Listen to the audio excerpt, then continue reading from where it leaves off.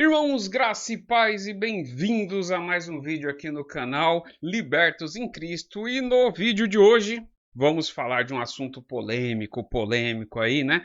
Eu vou comentar sobre um vídeo que o Josafá Agra gravou hoje, né? Eu assisti ele hoje, mas para você que está assistindo foi ontem, né? Então, gravou ontem, ele comentando uma fala do pastor Marco Granconato e tecendo alguns outros comentários. Eu achei bastante interessante. Por quê? Porque dá para usar todas essas falas de maneira muito instrutiva aqui para o nosso meio de pessoas advindas de diversos lugares e de seitas, inclusive. Então, fique ligado, assista ao vídeo todo, porque eu tenho certeza que isso contribuirá aí para nosso crescimento teológico, nosso crescimento na graça e no conhecimento do nosso Senhor Jesus Cristo.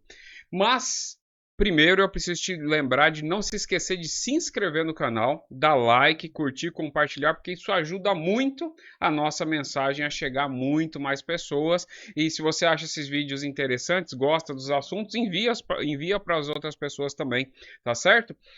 Deixa eu ver aqui. Também não se esqueça de se tornar membro do canal, porque é muito importante, porque também você contribui aqui com o canal. E, se Deus quiser, essa semana eu vou lançar aí o último estudo de Atos dos Apóstolos que a gente vem estudando. Esses estudos eles ficam aí abertos aos membros, né? Então os membros podem assistir quantas vezes quiser todos os estudos que houveram, e eu libero por um pequeno tempo aí, geralmente um dia, para todo mundo, para as pessoas poderem assistir, porque o foco é que eu não posso deixar esses vídeos abertos durante muito tempo, porque isso daí acaba, digamos assim, trazendo prejuízo para o canal devido aos algoritmos do canal, tá certo?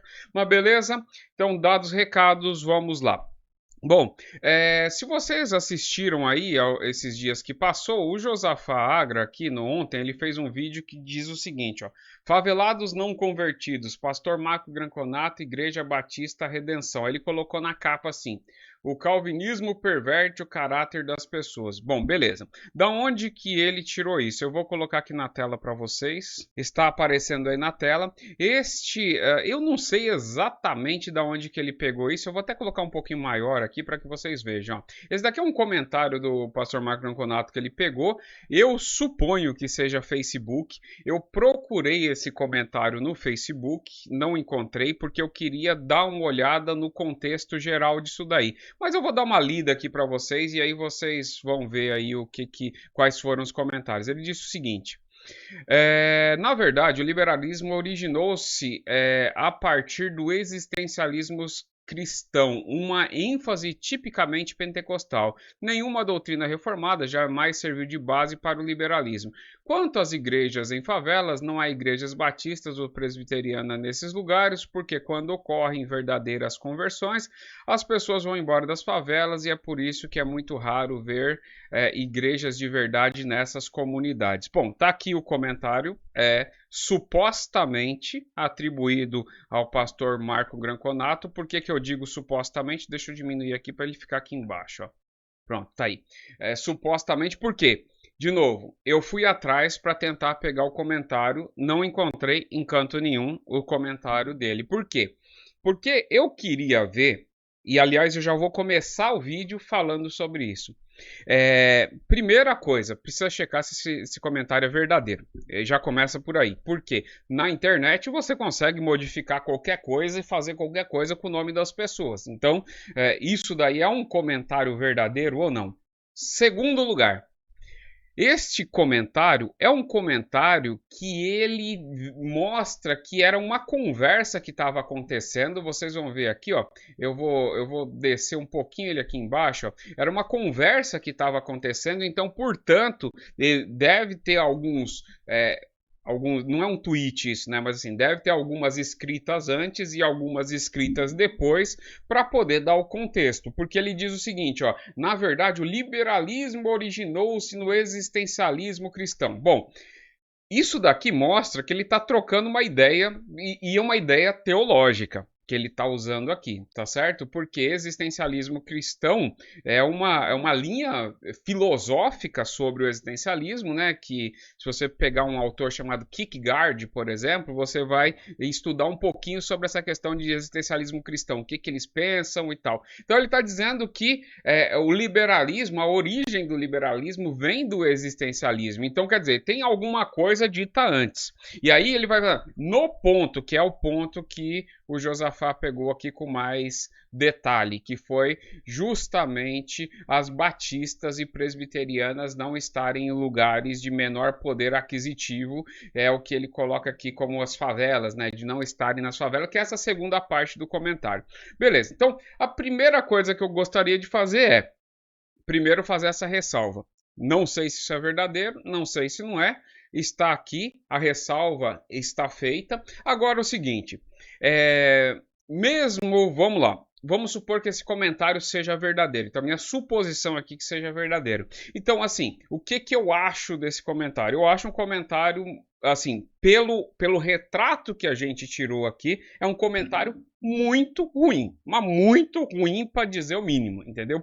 Nessa ânsia, muitas das vezes, de fazer um comentário muito impactante, alguma coisa assim, e o pastor Marco Granconato, ele é um pastor conhecido por ter opiniões impactantes, opiniões fortes. Para quem já assistiu o debate com ele, por exemplo, vai ver que assim, os comentários dele são muito ácidos e muito assim, direto na ferida. Então, muitas das vezes, você, por não elaborar muito bem as coisas, né, e dar aquela pancada seca, pode ser extremamente mal interpretado, né, se é que for uma má interpretação. Então, assim, é um comentário de bastante mau gosto, assim, na minha opinião. Eu precisaria, para fazer realmente uma análise correta, uma análise fidedigna do comentário dele, eu precisaria ter toda a troca de mensagem para poder ver se realmente é algo tão terrível ou não.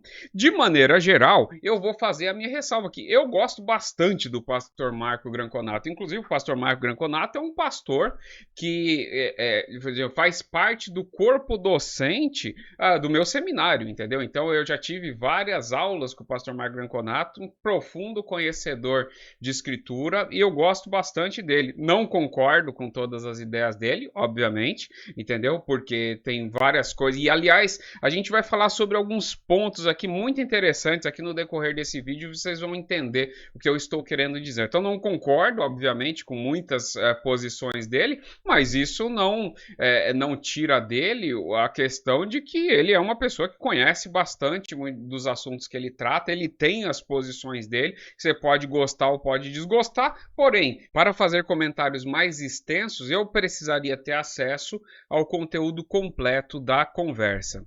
Entretanto, este assunto trouxe um outro assunto muito interessante, e é sobre isso que eu vou me debruçar aqui nesse vídeo, que foi uma pergunta que o Josafá fez, que é uma pergunta muito boa, inclusive, que é a pergunta assim: por que não tem igrejas reformadas na mesma quantidade das igrejas pentecostais, mais especificamente em locais pobres, né? Então, por que não tem, você não encontra igrejas reformadas, por exemplo, em todo canto, como você encontra igrejas pentecostais? Essa daí foi uma pergunta que estava na tônica ali do vídeo, que eu achei uma pergunta muito interessante, é um negócio legal da gente falar. Por quê? Porque nesta pergunta, a gente respondendo ela, a gente consegue tirar algumas coisas, alguns mal entendidos, má interpretação ou falta de conhecimento mesmo sobre o que é uma igreja reformada, né?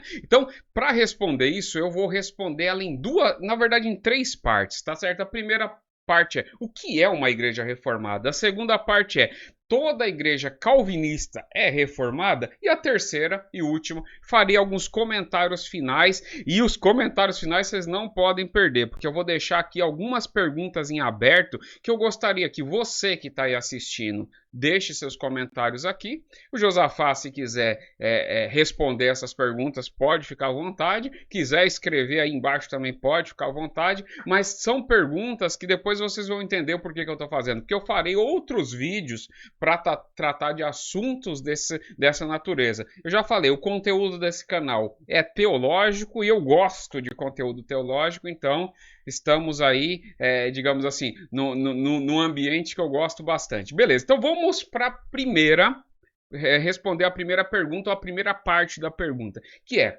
o que é uma igreja reformada? Bom, igreja reformada, isso daí é uma coisa que a pessoa tem que ter isso daí muito claro na cabeça. Nesse vídeo eu vou tentar ser o mais claro possível. Se possível, até desenharei. Porque é o seguinte, o que é uma igreja reformada? Igreja reformada não é... Como que você identifica uma igreja reformada? É pegando... Aliás, deixa eu até mostrar para vocês aqui, ó. Olha só que beleza que tem aqui, ó. As Institutas, volume completo aqui de Calvino. Então isso daqui servirá de base para alguns vídeos que eu farei aqui no canal também, tá certo? Então, igreja reformada é aquela igreja que pega os 4 volumes das Institutas de Calvino e segue ipsis literis o que está escrito ali? Não é de jeito nenhum.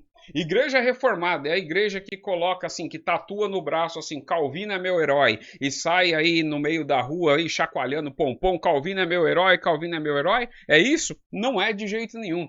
Igreja reformada, ela tem esse nome porque é o seguinte, porque depois da reforma protestante, houveram alguns movimentos, e desses movimentos surgiram as primeiras confissões de fé. E aqui, a gente tem muitas confissões de fé. Aqui eu vou até colocar aqui na tela para vocês, então vocês devem estar lendo aí, você vai ver o seguinte, que existem várias confissões de fé. O que são confissões de fé? São documentos que identificam o que aquele povo ele acredita. E a confissão de fé é um documento bastante bem elaborado. Não é 11 pontos de doutrina que uma vez foi dado aos santos, não. É um negócio, é um livro, entendeu? Por quê? Porque ali vai explicar minuciosamente o que aquela comunidade de fé acredita. Então, beleza. Você tem esses primeiros documentos. E aí você tem vários documentos, conforme deve estar aí na tela para vocês. Por exemplo, Confissão de Guanabara, Confissão da Fé Francesa, Confissão Escocesa, Confissão de Westminster, Confissão Belga, Confissão de Wittenberg, Confissão Batista de 1644, aliás, essa daí é a primeira versão, depois você tem a Confissão Batista de 1689, entendeu? Então, assim, você vai ter vários Confissão de New Hampshire, por exemplo. Então, você tem vários desses documentos que são essas confissões de fé. A igreja que adota uma dessas confissões de fé e digamos assim, ela tem aquela confissão de fé como a confissão de fé daquela comunidade, basicamente a igreja que é classificada como igreja reformada. Então, igreja reformada, ela não tem nada a ver com as institutas de Calvino. Você não vai encontrar e buscar igreja reformada através das institutas, entendeu? É por isso que até o Josafá, no vídeo dele, fez um comentário que eu achei assim, eu dei risada, na verdade, porque é o seguinte, ele falando do Torinho, né? Diz assim, o Torinho disse que as institutas, digamos assim, as institutas não é calvinismo, que o Marco Granconato não é calvinista e não sei o que lá. E realmente não é. Quando você for... É o seguinte, porque a ideia de calvinismo que a gente conhece hoje, primeiro que é uma definição muito ampla. O que é calvinismo? Já começa por aí. Calvinismo foi um xingamento dado pelos opositores dos reformadores. Foi um xingamento. E que pegou. E ficou. Entendeu? Este xingamento, hoje em dia, ele é usado de uma maneira extremamente ampla. Você pode ter calvinista de 4 pontos, calvinista de 5 pontos, calvinista reformado, mais amplo, por exemplo, ou seja, a ideia de calvinismo virou qualquer coisa relacionada. Se você, por exemplo, é uma pessoa que adota dos 5 pontos de Dort, adota 4, pronto, você já é chamado de calvinista. Só que é um calvinista de 4 pontos. Se você adota 5 pontos de Dort, você pode ser um calvinista de 5 pontos. Só que Calvinismo é só isso? Ser reformado é só isso? Não. Igual eu falei para vocês. Como que você identifica uma igreja reformada? É através da sua confissão de fé. Então, por exemplo, existe vídeo até do próprio pastor Marco Granconato dizendo que ele não é reformado. Ou eu já vi alguns vídeos dele. Teve um que ele disse que ele não era reformado. Teve outro que ele disse que ele estava na seara dos reformados, mas os reformados não queriam ele ali, digamos assim. Ele falou isso em tom de jocoso, assim, foi até todo mundo deu risada. Por quê? Porque o pastor Marco Granconato é um exemplo, é exemplo de um pastor e de uma igreja que não adota uma confissão reformada na sua totalidade. E isso nos leva ao nosso segundo ponto. Qual que é o nosso segundo ponto?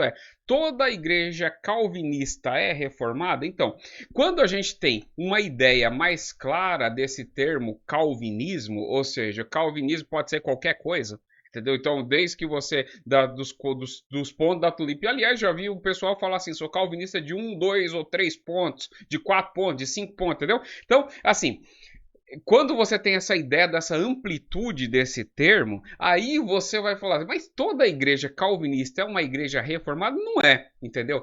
Por exemplo, eu estava falando do pastor Marco Granconato. O pastor Marco Granconato faz parte de uma denominação religiosa que ele próprio se identifica. Se você for lá colocar lá Igreja Batista da Redenção e olhar lá, você vai ver que ele se identifica como batista particular. Por quê? Batista particular é uma denominação em que, apesar de ser batista, ela tem soteriologicamente a doutrina calvinista. Então, quer dizer, a soteriologia, ou seja, a doutrina da salvação, é apenas um pedacinho de um todo muito maior.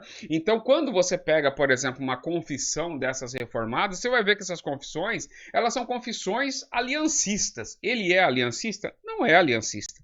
Ele é dispensacionalista, entendeu? E outras coisas mais. Tá certo? Dentro dessa teologia toda. Então, ele vai adotar um ponto. No caso dele, ele é confessionalmente um calvinista de 5 pontos. Então, ele é uma pessoa que, soteriologicamente, ele se identifica com 5 pontos de Dort. Mas olha uma curiosidade, ó. Se você pegar aqui, ó, todos esses livros das institutas aqui, ler de cabo a rabo, você não vai achar aqui dentro os 5 pontos de Dort.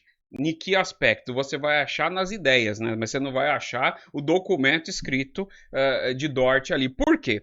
Por causa que Dort foi uma coisa que aconteceu posterior de Calvino. Calvino não era nem mais vivo na época que foram definidos a tulipe, por exemplo, os 5 pontos de Dort. Inclusive, uma informação aqui bastante interessante, estudiosos de Calvino se debatem, tá certo? Obviamente que, dependendo para quem você perguntar, vai pender para um lado ou para o outro, mas eles debatem se Calvino, por exemplo, realmente era um calvinista de 5 pontos, entendeu? Por quê? Porque algumas defesas de alguns textos dele, interpretação de alguns textos dele, dava, por exemplo, essa ideia de expiação ilimitada, entendeu? Ilimitada. Então, por exemplo, seria até cômico, né? O Calvino ser um calvinista de 4 pontos, né? É o quê? Então, essa que é a ideia. Mas você vê que o que Calvino defendia não é o que a doutrina reformada defende. A doutrina reformada ela é muito além do que um autor. Tá certo? Então, são confissões de fé e feitas por muitas mãos, né? Não é por mão de uma pessoa que determinou os dogmas e dali para frente segue-se. Não é, entendeu? Então, o que acontece? Então, você vai ter denominações, por exemplo, batistas tradicionais, por exemplo. Existem muitas batistas tradicionais que são arminianos e arminianos de 4 pontos, inclusive. Eu, por exemplo, faço parte de uma denominação que é uma denominação batista tradicional, não é reformada, entendeu? Lá nós somos calvinistas, no caso da soteriologia calvinistas, mas, por exemplo, ali dentro tem irmão, eu sou aliancista, mas tem irmão que é dispensacionalista, por exemplo, e não tem problema nenhum com isso, entendeu? A convivência ali, graças a Deus, é tudo em paz. Então, isso que eu estou dizendo. Esse negócio de que o pessoal. E aliás, esse daí foi até um comentário do Josafá, que ele fala assim: ah, tal, porque o Torinho inventou o calvinismo dele, não sei o que lá. Na verdade, isso é tudo conversa, porque é o seguinte: em todas as correntes filosóficas, inclusive a teologia está dentro dessas correntes filosóficas, então, dentro das correntes teológicas, existem muitas variações. Existem calvinistas e calvinistas, assim como existem arminianos e arminianos. Eu sei de um pastor que é muito próximo do Josafá, que é o pastor Flávio Martinez, que é próximo de mim também, a gente sempre troca ideia. Ele, por exemplo, é um exemplo. Ele é calvinista? Ele não é calvinista, ele é arminiano. Agora, pede para ele explicar o arminianismo que ele acredita. É o arminianismo de Armínio? Não é de Armínio, com certeza. É o arminianismo de Wesley, ipsis litteris? Também não é. Por quê? Porque isso é normal, entendeu? Você, digamos assim, quando você está nesta corrente maior, o cara é calvinista, o cara é arminiano. Geralmente, quando diz o cara é arminiano, é porque ele tem uma queda pelo livre-arbítrio ali, coisa e tal. O cara é calvinista, aí o foco dele é mais na soberania divina, por exemplo, entendeu? Geralmente, as divisões desse grupo é feita dessa maneira inabaciada, porque quando a gente... Por que eu digo inabaciada? Porque esses debates, e principalmente um debate que tem na internet, é debate muito raso, entendeu? Não tem nada a ver com um debate realmente acadêmico. Muitas das vezes as pessoas estão se atacando, não sabem nem qual o motivo do ataque, né? Essa que é a verdade, entendeu? Muitos deles ali estão defendendo coisas e que ele nem sabe o que está defendendo, entendeu? Infelizmente acontece muito isso. Mas é isso, dentro das correntes, e aqui eu não estou falando do pastor em questão, né? Eu estou falando de maneira geral, estou falando da internet de maneira geral.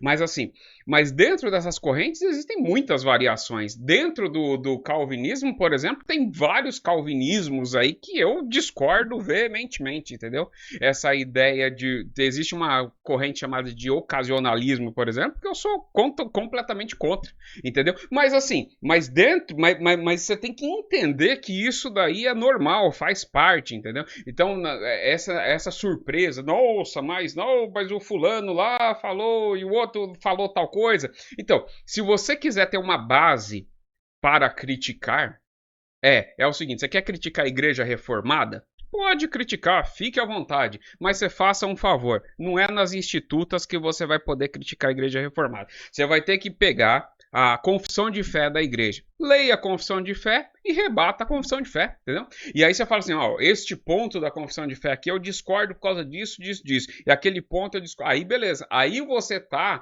realmente criticando a igreja reformada. Entendeu? Se você pegar as institutas, o máximo que você vai estar criticando é Calvino, que é um dos personagens desse grande, digamos assim, desse grande lago teológico que é a teologia que a gente conhece hoje. Você quer criticar Armínio? Pega lá as obras de Armínio. Se você tem lá, se eu não me engano, as obras de Armínio tem 3 volumes, tá certo? Você pega lá os 3 volumes das obras de Armínio, leia toda e critique, entendeu? Aí você vai dizer assim, o arminianismo é as obras de Armínio? Não é, porque se você for pegar grande parte das igrejas que existem hoje em dia aqui no Brasil, elas nem são arminianas clássicas, são arminianas wesleyanas, entendeu? Algumas delas, outras são semi-pelagianas, assim, descaradamente, entendeu? O que é uma heresia, beleza? Mas para que o vídeo não fique muito longo, eu vou pular para o nosso terceiro ponto, que são os meus comentários finais, que eu fiz aqui algumas anotações de comentar algumas coisas que eu acho muito importante. Bom, eu espero que até aqui tenha ficado claro. Então, a pergunta inicial lá foi assim: por que, por exemplo, em locais mais pobres e coisa e tal, ou você não vê tanta igreja reformada quanto vê, por exemplo, essas igrejas pentecostais, por exemplo? O motivo é por causa disso. Quando a gente fala de igreja reformada propriamente dita, igual eu já expliquei o que é a igreja reformada, recapitulando, fala em voz alta para ver se eu ouço. Então, é a igreja que tem uma confissão de fé com base na reforma. Bom, estas igrejas, elas costumam ser muito criteriosas para abrir novos locais de culto, para instituir novos ministros ali, para colocar para você se tornar um pastor reformado, entendeu? É um caminho longo e muito longo, tá certo? A pessoa precisa se formar em teologia, geralmente ele passa por um escrutínio, tem todo um ritual lá para poder ser feito para que essa pessoa esteja apta ali ao ministério e aí, portanto, então o crescimento desse tipo de denominação é muito devagar. Não é rápido, não é muito diferente do movimento pentecostal. Aliás, eu acho que assim, para mim, eu acho muito bonita a frase que fala assim, a multiforme graça de Deus, porque o evangelho vai chegar nas pessoas, tá certo? E verdadeiros cristãos emergirão nas pregações pentecostais, nas pregações reformadas. Verdadeiros cristãos crerão no evangelho e confessarão o Senhor Jesus Cristo como seu único e suficiente Salvador. Então, o ponto é o seguinte: o movimento pentecostal ele se alastra rapidamente por conta justamente desta não dificuldade de proliferação de denominações e igrejas, né? Igrejas aqui, entenda, casas de oração ou prédios, né? Prédios espalhados em todo canto. Então, por exemplo, uma pessoa hoje está ali, sei lá, passando ali pelo centro de São Paulo, ouve uma pregação crê, no outro dia ele está anunciando lá e de repente já vira até pastor. Isso é bom ou é ruim? Isso daí a gente pode discutir em outro vídeo, porque é o seguinte, esse zelo que o reformado tem quanto a colocar pessoas realmente aptas, que conheçam para poder estar ensinando, eu acho que no longo prazo traz um resultado muito bom. Por quê? Porque você faz um crescimento sustentável das coisas, entendeu? Que pessoas que realmente tenham conhecimento para estar ensinando. O movimento pentecostal, ele tem um ponto muito positivo, ele espalha muito rápido. Agora, o problema é que daí podem surgir muitas heresias também com uma facilidade muito grande, porque se não tem aquela instrução toda formal, isso daí traz um problema que as pessoas vão multiplicando ideias da cabeça, entendeu? Tanto é que isso daí eu estou dizendo, o próprio movimento pentecostal mais clássico, aquele movimento pentecostal mais, aquelas igrejas mais conhecidas, elas mesmo aboliram isso daí. Essas igrejas a pessoa precisa se formar para se tornar pastor, entendeu? Mas é um movimento que não tem uma centralidade, como todos os movimentos, nem o reformado tem uma centralidade, não tem uma pessoa que manda em tudo. Então ela vai crescendo e vai pipocando igreja para todo lado. Então eu acho que o grande ponto está aí, está na forma operacional com que as coisas se dão. Se isso é mais positivo ou mais negativo, eu poderia depois fazer um vídeo só para a gente trocar ideia sobre isso daí. E aí, é melhor que a pessoa estude mais para montar uma igreja? É melhor que a pessoa estude menos e já saia falando do que entendeu e sai levando as coisas para frente? Então, todos esses lados que você escolher terá pontos negativos e pontos positivos. E, inclusive, no meio do reformado stricto sensu e do pentecostal, já pendendo para o neopentecostal, a gente tem um movimento do meio aqui, que são essas igrejas que eu falei, por exemplo, Igreja Batista, por exemplo, da que eu faço parte. É uma igreja que é calvinista, soteriologicamente calvinista, e está num bairro que não é um bairro rico. E eu conheço várias igrejas espalhadas em um monte de lugar, igrejas boas, igrejas saudáveis e que não estão em bairros ricos, que tem pessoas lá dentro que não são ricas, entendeu? Aliás, tem pessoas ali que são bastante humildes, para dizer o mínimo, entendeu? Então, é injustiça, e principalmente quando a pessoa fala de maneira geral isso daí, não faz essa separação, não diz o que é reformado. Reformado, então é isso daqui. Muitas das vezes a pessoa nem compreende. Eu acho que fica uma crítica vazia e uma crítica muito superficial e que pode estar e está incorrendo em injustiça. Por quê? Porque, por exemplo, a igreja a que eu faço parte é uma igreja extremamente voltada à missão e evangelismo, extremamente voltada. E em lugar paupérrimo, entendeu? Então, como é que você vai dizer que isso não existe? Existe muito, tá certo? Então, esse daí, eu tô fazendo agora os meus comentários finais. Então, outro comentário que eu gostaria de fazer, que eu achei interessante, por quê? Esse comentário aqui vai abrir depois para um próximo vídeo. Eu não vou fazer nenhum comentário exaustivo sobre esse ponto, que ele diz assim, o Josafá comentando, disse assim, Calvino foi enfático em dizer que tudo acontece pelo decreto de Deus. E ele tem toda a razão. Isso daí é verdade, entendeu? Ninguém nega isso. Eu acho até engraçado a pessoa dizer assim que não, vai negar que aconteceu pelo decreto. O grande problema, e aliás eu vou tentar falar mais perto aqui e vou tentar falar devagar. O grande problema é, você entende o que significa decreto de Deus? O grande problema está na concepção de decreto. Tá certo? E o problema da concepção de decreto é achar que decreto significa que Deus escreve uma história, te transforma em um boneco, e aí você dá download na cabeça do boneco com aquela história, e o boneco executa a história. Isso não é decreto de Deus, isso não tá nem nas institutas. Inclusive, depois a gente vai fazer uns videozinhos sobre isso daqui, que isso daqui dá para provar facilmente. Isso aqui não precisa nem de grandes estudos aí, isso daí prova facilmente. Então, o grande, que tudo é decretado, segundo a visão calvinista, isso é verdade. Agora, o problema é o que é decretar, entendeu? O que é decretar. E isso precisa de estudo. Por que que precisa de estudo? Porque quando você está atacando uma linha filosófica ou uma linha teológica. Por que eu estou falando filosófica ou teológica? Porque isso funciona na academia de maneira geral. Se você é um estudante de filosofia, você vai dizer assim, o que, por exemplo, o pensador Schopenhauer pensava disso? Bom, para você saber o que Schopenhauer pensava disso, você tem que ler Schopenhauer, entender Schopenhauer e depois falar assim, Schopenhauer, quando ele falava tal coisa, ele queria dizer tal coisa. Por quê? Porque é assim que você compreende o autor. Você tem que compreender o autor segundo sua obra. Por exemplo, o que Calvino falava sobre decreto de Deus? Você vai ter que estudar Calvino, você vai ter que entender o que é decreto, existe a ideia de decreto permissivo ou não existe?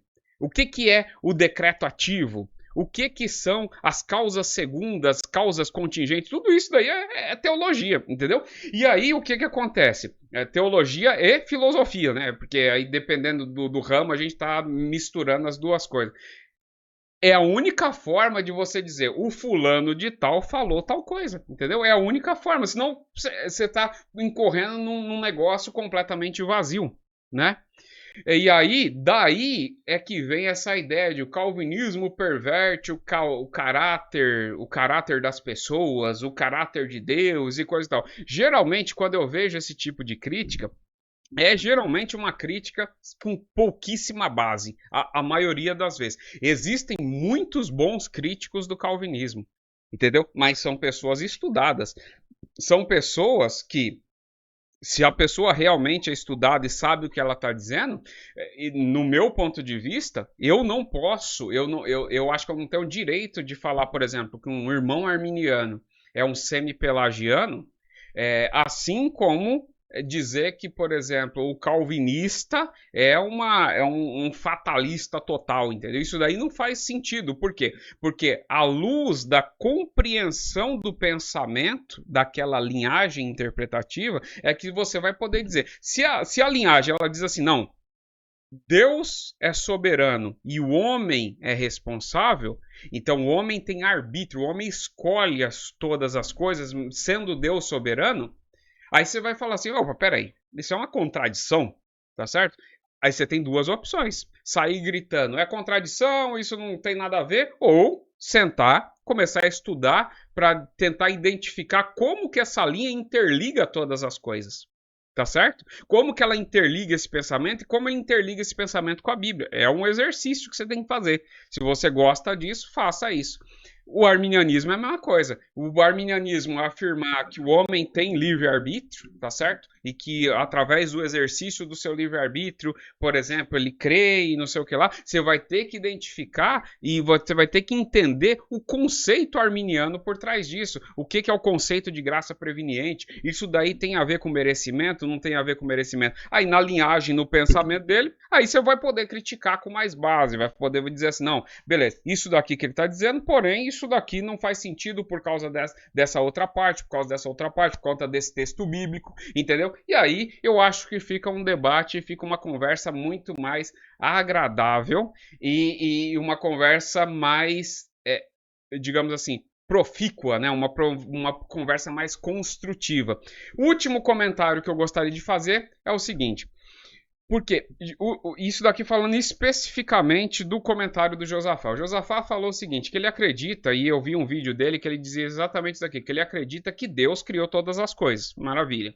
E ele criou todas as coisas e botou regra no universo, tá certo? Então, chuva de tempos em tempos, não sei o que lá, as pessoas nascem, crescem, morrem, não sei o que lá. Então, existem todas as regras naturais do universo, beleza? E aí Deus deu start nisso daí e tocou para frente, beleza? Perfeito. Essa é uma linha de pensamento. Interessante? Interessante. Porém, é uma linha de pensamento que não é novidade para ninguém, entendeu? É uma linha de pensamento que já tem, inclusive isso daí tem pitadas de uma outra linha de pensamento que chama de teísmo aberto, que é uma heresia, entendeu? Por quê? Porque o grande ponto é dizer assim, beleza, eu vou defender isso daqui. Só que você tem que estar em harmonia com os textos bíblicos que rebatem isso. Essa ideia de que Deus criou todas as coisas, deu start, tacou para frente, nem arminianismo pensa nisso. Isso daí, o arminianismo não defende isso, entendeu? O arminianismo não defende isso de jeito nenhum. Entendeu? Por quê? Porque no arminianismo, Deus também ele é soberano sobre todas as coisas. Entendeu? Você tem lá o seu livre-arbítrio que vai operar com a graça preveniente, não sei o que lá, depois a gente pode até entrar nisso daqui. Porém, o fato é que Deus tem um plano, todas as coisas para Deus não existe passado, presente e futuro. Então todas as coisas para Deus estão determinadas. Porque é o seguinte, que quando a gente entra nessa questão, porque geralmente esta questão, eu estou tentando fazer um vídeo mais conciso, mas esse tipo de assunto é um assunto muito legal. É um assunto que eu gosto de falar e eu vou falar muito mais sobre isso daí. Quando a gente entra nessas questões, a gente entra numa questão muito importante, que é o seguinte, por que que o mal existe? Essa é a pergunta fundamental que basicamente vai fazer com que vai dividir opiniões das pessoas, principalmente que criticam essa ideia da questão dos decretos de Deus. Muitas das vezes é uma crítica que o pessoal não sabe nem o que está falando, mas tudo bem. Por que que existe o mal? Assim, você que está aí assistindo, já parou para pensar, por que que existe o mal? Porque pensa só, vamos pensar até com o pensamento do livre-arbítrio. Vamos pensar que o homem... Eu vou reverter aqui. Esquece o negócio do calvinismo. Eu vou dar um download agora num pensamento de arminiano, entre aspas, porque é um pensamento arminiano pueril aí, é um pensamento que geralmente o pessoal acha que é arminianismo e muitas vezes não é. Que é o seguinte... Beleza, o homem tem livre-arbítrio. Então, a resposta, por que que existe o mal? O mal existe por causa do arbítrio humano. Então, todas as coisas, elas estão ali acontecendo, acontece bem, acontece mal por conta do livre-arbítrio. Agora, deixa eu te perguntar uma coisa. Deus, vamos citar 3 características de Deus aqui, porque Deus tem diversas características e a gente poderia entrar nesses atributos de Deus, que é um negócio muito legal que dentro da teologia que você estuda. Mas vamos pensar em 3 características básicas de Deus. Deus é onisciente, ou seja, não existe nada no mundo que aconteça que Deus não saiba que aconteça. Nada, absolutamente nada. Deus é onipresente, ou seja, Deus jamais poderá alegar que ele fez ou deixou de fazer uma coisa porque ele não sabia, em primeiro lugar, em segundo lugar, porque ele não estava presente. Ele está presente. Você pode pensar em qualquer situação, Deus está presente, porque Deus é onipresente. Tá certo? Deus, ele sabe exaustivamente todos os passos da humanidade, sejam bons, sejam ruins. E a terceira característica mais importante, na verdade todas são importantes, mas essa daqui, Deus é onipotente. Ou seja, Deus jamais pode alegar, deixei de fazer uma coisa, ou fiz uma coisa porque não sabia, ou porque não estava presente, ou porque eu não podia fazer nada. Tá certo? São características de Deus. Pensa na questão do livre-arbítrio. Pensa nesses, por exemplo, em crimes que aconteceram. Eu estava vendo um caso terrível aí de um crime que aconteceu, um negócio bárbaro, muito, muito bárbaro, em que teve um grupo de homens que foram condenados por esse crime, cada um com uma pena diferente. Você teve uma pena para o executor do crime, que foram 2 pessoas que executaram aquele determinado crime. E você teve pena, por exemplo, para os colaboradores. Teve uma das pessoas que ele não executou e ele não colaborou definitivamente para o crime, mas mesmo assim foi condenado. Por quê que ele foi condenado? Porque ele estava presente e não fez nada para tentar impedir. Então, ele recebeu uma pena. Então, quando você tenta atribuir simplesmente ao arbítrio o fato de que Deus não teria participação alguma em eventos catastróficos ou ruins, é uma atribuição sem pensar. Porque o fato é que você fazendo essa atribuição, você está jogando fora alguma das características de Deus. Alguma você vai estar jogando no lixo. Por quê? Ou então você vai ter que dizer, Deus foi... Aquilo aconteceu porque Deus, de alguma maneira, ele queria que acontecesse, ou ele achou que aquele acontecimento era melhor do que outro acontecimento, por exemplo. Ele escolheu por aquele acontecimento. Deus, por exemplo, vendo um ramo de possibilidades. Aquele acontecimento só aconteceu porque Deus, estando presente, ciente, podendo fazer diferente, não fez. Porque Deus poderia impedir ou não. Ou o arbítrio humano é tão superior que Deus não tem poder de impedir o homem. Se você defender isso, isso chama teísmo aberto, é uma heresia. Por quê? Porque a Bíblia está cheia de locais em que Deus, ele intervém. E Deus intervém, entendeu? Nas coisas. E agora, qual o critério que Deus usa para intervir? Por que Deus intervém em um caso e em outro caso Deus não intervém? Essa daí é onde o pau vai quebrar, porque é onde a gente vai ter que pegar elementos bíblicos e, inclusive, não vai ter uma resposta definitiva final. Por quê? Porque para você entender como Deus toma as suas decisões, você tem que compreender a mente de Deus. Quem homem que consegue compreender a mente de Deus? Nenhum, entendeu? Então, apesar de que muitas das vezes essa questão do arbítrio, do livre-arbítrio, e aqui eu vou abrir um outro parênteses para que não esqueçam. Essa questão do arbítrio, nas institutas, por exemplo, a ideia de arbítrio está contida nas institutas.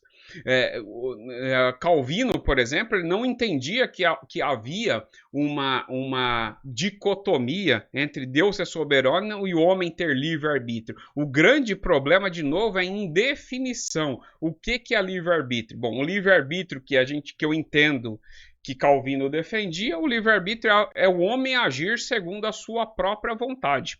E isso é arbítrio. Então eu quero isso. Beleza, você faz isso. Por quê? Porque eu quero. Pronto, beleza. Entendeu? Isso é arbítrio. Isso é um livre-arbítrio, se é que a gente pode chamar de livre-arbítrio, no seguinte aspecto. O quão livre é este arbítrio? Esse arbítrio ele vai estar limitado à sua própria natureza, que é o seu próprio desejo. Entendeu? É o seu próprio desejo. Então, o que limita o seu arbítrio é você mesmo. O seu próprio desejo é que acaba dirigindo. Bom, eu queria fazer esse vídeo mais curto, mas eu trouxe aqui diversos pontos que eu acho muito interessante. Esse vídeo vocês vão ver, não é um vídeo que é aquele vídeo que tem início, meio e fim conclusivo, não tem. Por quê? Porque esse vídeo é um vídeo de abertura para vários outros vídeos que eu vou fazer sobre esses temas, porque eu acho o tema muito interessante.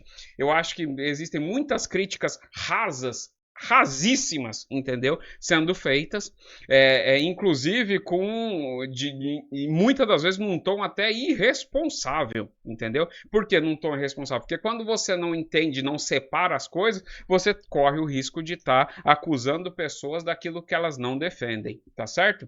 E aí a questão do pastor Magno Conato é ele que com certeza responde por si mesmo, né? Então eu não sei, eu não consigo analisar aquilo com só aquelas informações que eu tenho, mas eu achei muito legal esse tema para trazer mais elementos para essa discussão, tá bom? Se você gostou do vídeo, dê like, curta, compartilhe. Nós nos vemos num próximo vídeo ou numa próxima live. Que Deus abençoe a todos.